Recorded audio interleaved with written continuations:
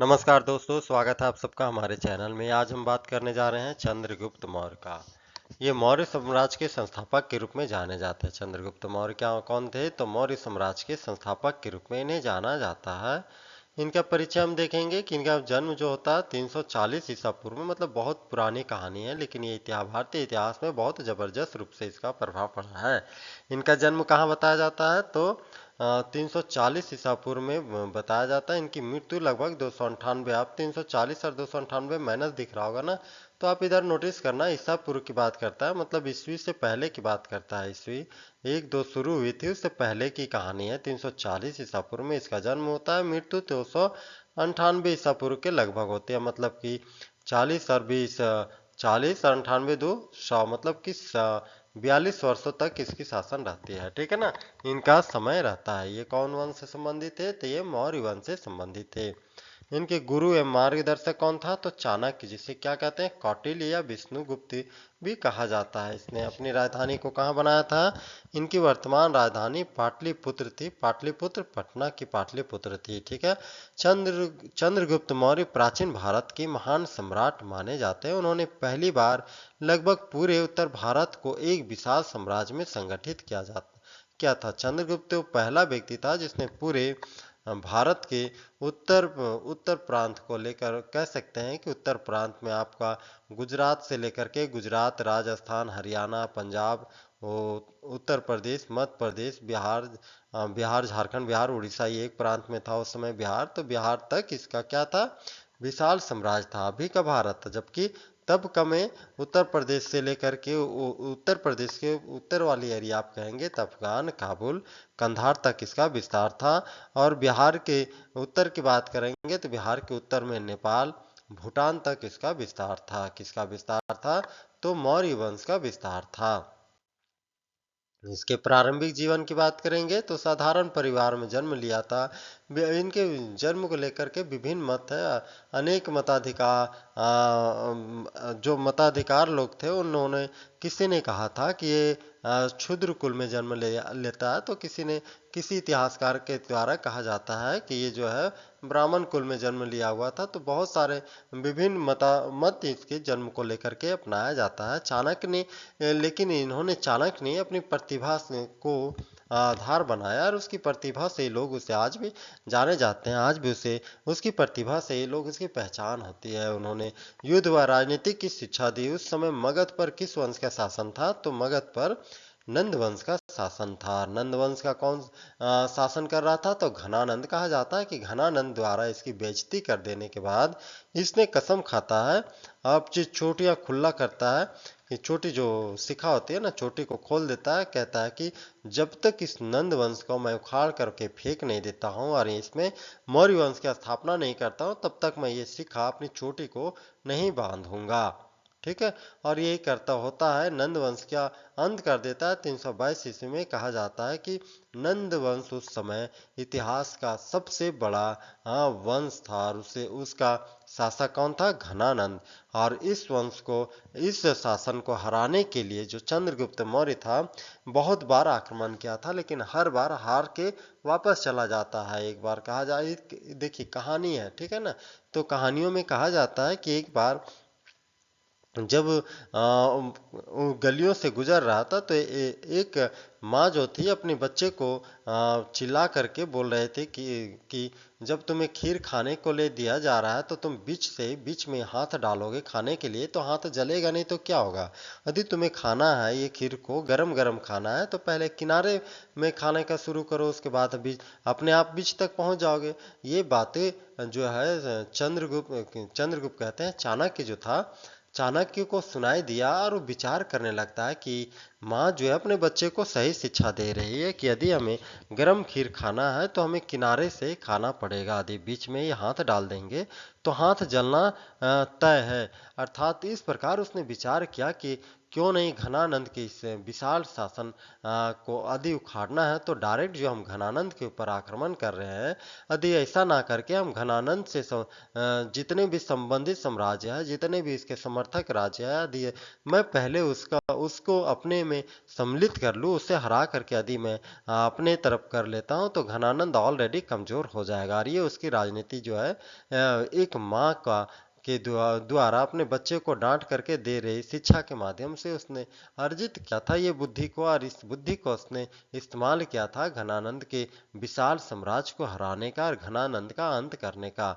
और कहा जाता है कि भारतीय इतिहास का सबसे बड़ा सत्ता परिवर्तन माना जाता है, क्योंकि यहाँ से घनानंद के नंद वंश का समाप्ति हो जाता है, जो विशाल साम्राज्य लिया हुआ था, और उस विशाल साम्राज्य का अंत करके उस पर मौर्य वंश के स्थापना कर दी जाती है। आगे यूनानी इतिहासकारों से भी संघर्ष करता है ये यूनानी इतिहासकार यूनानी शासकों से, सॉरी इतिहासकार ने यूनानी शासकों से भी संघर्ष करता है। कौन था यूनानी शासक भाई? तो सिकंदर। सिकंदर की स्थिति के बाद 300 सिकंदर के साथ तो पोरस का युद्ध होता है, सिकंदर वापस चला जाता है, लेकिन उसका जो सेनापति रहता है ना, सेल्यूकस निकेटर, वो 305 ईस्वी में किसके पर आक्रमण करने आता है? तो चंद्रगुप्त से युद्ध करने के लिए आता है। कौन? तो सिकंदर का सेनापति सेल्यूकस निकेटर, क्योंकि सिकंदर तो 326 ईस्वी में भारत पर आक्रमण करता है, लेकिन पोरुस के साथ उसका जो पोरस, जो सतलज, जो झेलम के तट पर युद्ध होता है, कहते हैं कि पोरस की बहादुरी और उसकी युद्ध कौशल को देखकर सिकंदर उससे लास्ट में हाथ भी मिलाता है, और हारने के बाद भी उसे मृत्यु दंड ना दे करके उसका साम्राज्य को उसे वापस कर देता है, और कहता है पुरुष से कि जितना समय मैंने तुमसे युद्ध करके दुश्मनी लेने में बिताया, यदि तुमसे दोस्ती कर लिए होते तो शायद आज हम दोनों मिल करके पूरे हिंद पर साम्राज्य स्थापित कर लिए होते। तो इस प्रकार से पोरुस की उसने क्या कह सकते हैं, बहादुरी का सलाम करता है, और वहीं से वो वापस चला जाता है, क्योंकि यहाँ तक आते आते उसके सैनिक भी थक गए होते हैं। तो यहाँ से पोरुस से झेलम नदी को पार करने से उसकी सेना भी इनकार करने लगती है, और कहा जाता है कि 323 ईस्वी में ये वहां से वापस निकल जाता है भारत से। और 322-23 के दौरान इसे मलेरिया होने के बाद इसकी मृत्यु हो जाती है। रास्ते में ही ईरान यूनान से आया हुआ था, तो ईरान के लगभग में इसकी मृत्यु हो जाती है। कहा जाता है कि ईरान के वापस जाने के दौरान इसकी मृत्यु हो जाती है। तो इसका जो सेनापति था, कौन? सेल्यूकस निकेटर, उसने भारत की समृद्धि को देखा था, भारत की सांस्कृतिक महत्व को देखा था, इसलिए उसने सिकंदर की मृत्यु के बाद 305 ईस्वी में भारत पर आक्रमण कर दिया था। और उस समय तक भारत में कौन सत्ता में था? कौन भारत के राजा बना हुआ था? तो चंद्रगुप्त मौर्य बना हुआ था। और इसका सीधा सामना किसके साथ होता है? चंद्रगुप्त मौर्य से सामना होता है, चंद्रगुप्त से इसकी युद्ध होती है, और सेल्यूकस निकेटर यहाँ पर युद्ध हार जाता है। कहा जाता है कि इस युद्ध की हार के बाद चंद्रगुप्त मौर्य जो था, सेल्यूकस की बहन हेलेना, इसके साथ विवाह करता है। इस प्रकार हम कह सकते हैं कि प्राचीन समय में अंतर्राष्ट्रीय विवाद किसी ने किया था? तो चंद्रगुप्त मौर्य ने किया था। किसके साथ? तो हेलेना के साथ। और कौन थी? सेल्यूकस निकेटर की बहन थी। और सेल्यूकस निकेटर को इसने बदले में 500 हाथी उसे दिया था, और घोड़े भी दिया था। इस प्रकार सेल्यूकस निकेटर जो था, अफगानिस्तान और बलूचिस्तान क्षेत्र को किसको दे दिया था? मतलब कि ये वाला प्रांत, जो जीता हुआ प्रांत था, इसे किसे दे दिया था? तो चंद्रगुप्त मौर्य को दे दिया था। इस प्रकार से वैवाहिक संबंध स्थापित करके सेल्यूकस निकेटर चंद्रगुप्त मौर्य के साथ अपने साम्राज्य का विस्तार करता है, और मौर्य साम्राज्य की सीमा पश्चिमी क्षेत्रों में विस्तृत हो जाती है। कितने दूर तक? तो अफगानिस्तान, कंधार वाला, काबुल वाला एरिया तक विस्तार हो जाता है। किस वंश का विस्तार होता है?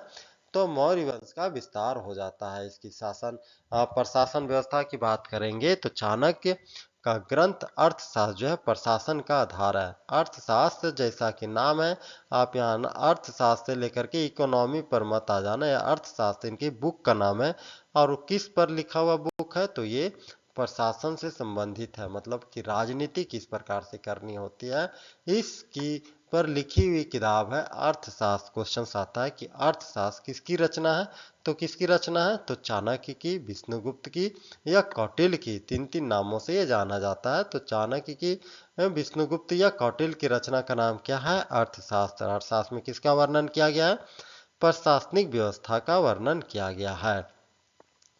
प्रांतों में राज्यपाल नियुक्त किया था, प्रशासन और क्या था, विशाल सेना, लगभग 6 लाख सैनिक। किसके अनुसार, तो यूनानी लेखक मेगास्थनीज के अनुसार लगभग 6 लाख सैनिकों के विशाल सेनाध्यक्ष कौन था, तो चाणक्य था। विशाल सेनाध्यक्ष किसका था, मौर्य साम्राज्य का था। साम्राज्य का विस्तार उत्तर पश्चिम से लेकर बंगाल तक हो गया था। उत्तर में हिमालय से दक्षिण में नर्मदा नदी तक यह सबसे बड़ा साम्राज्य था। मौर्य साम्राज्य प्राचीन भारत का सबसे विशाल केंद्रीकृत साम्राज्य के रूप में से जाना जाता है। अंत में इसने जैन धर्म को ग्रहण कर लिया था। अंत में कौन सा धर्म को ग्रहण करता है, तो जैन धर्म को ग्रहण कर लेता है। और इसकी मृत्यु हो जाती है श्रवण बेलगोला, जो कि दक्षिण भारत के कर्नाटक राज्य में है, वहां पे इसकी मृत्यु हो जाती है। मृत्यु तो नहीं कहेंगे, क्योंकि मृत्यु से पहले इसने संन्यास को ग्रहण कर लिया था। और संन्यास ग्रहण करके ये उपवास पर बैठ गया था। इस उपवास को जैन मतानुसार क्या कहा जाता है, संलेखना। संलेखना विधि के द्वारा इसकी मृत्यु हो जाती है, मतलब कि खाना पीना त्याग करके ये और एक तरह से कह सकते हैं कि अंतर्मुखी हो गया था। और कुछ दिनों के बाद वहीं पे इसकी मृत्यु प्राप्त हो जाती है। लगभग 298 ईसा पूर्व में इसकी मृत्यु हो जाती है। किसकी मृत्यु, चाणक्य की मृत्यु हो जाती है। इस प्रकार हम कह सकते हैं कि चंद्रगुप्त मौर्य ने भारतीय इतिहास में राजनीतिक एकता की नींव रखी। वे एक महान विजेता, कुशल प्रशासक और दूरदर्शी शासक रहे थे। इस प्रकार आज हमने चंद्रगुप्त मौर्य को डिटेल से देखने का प्रयास किया है। मिलते हैं अगले वीडियो में, तब तक बने रहे हमारे वीडियो के साथ। जय हिंद, जय भारत। कृपया लाइक, शेयर एंड सब्सक्राइब करना ना भूलें दोस्तों। नमस्कार, जय हिंद।